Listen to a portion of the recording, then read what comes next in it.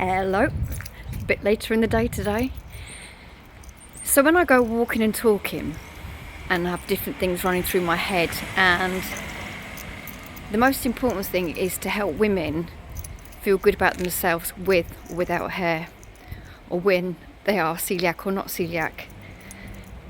But the thing is that I've actually discovered that obviously I had to stop eating gluten because it was ripping my insides apart and my overall well-being was not very good.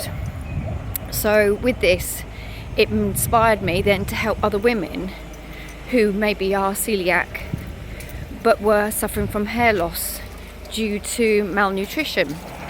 And the thing is, we actually take for granted our health and we don't really think about it until it gets taken away from us.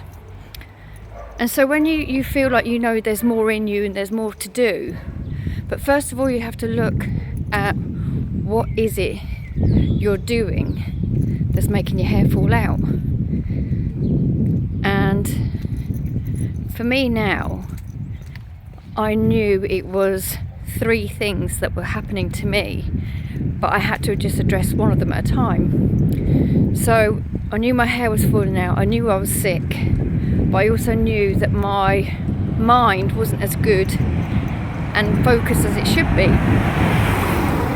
So before I could even contemplate growing my hair back, I had to really start to sort of address things that were happening in my life. And one of them was my, I wouldn't say mental health, but it's damn well close to it, wasn't the best.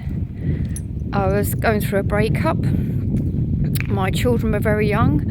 I'd invested so much money in a rented business, and with the economic crashes that were happening in Spain, everything was sort of coming on top of you. And then to realise you can't eat the food that you love to eat that gives you comfort, and you see your hair falling down the drain plug, it's pretty much like a kick in the proverbials if I had some. But I had to address everything one at a time. I couldn't deal with all 3 things. So I knew I had to change my eating, but I still ignored it for the longest time. But the one thing I could do, and I was in control of, was my mind. And I chose to live a life of only keeping people around me who I knew I was in a safe place with them. They helped me get through to different levels in each stage of my life until I met Aidan. Now I was fortunate enough to meet him, and it was like a saviour, because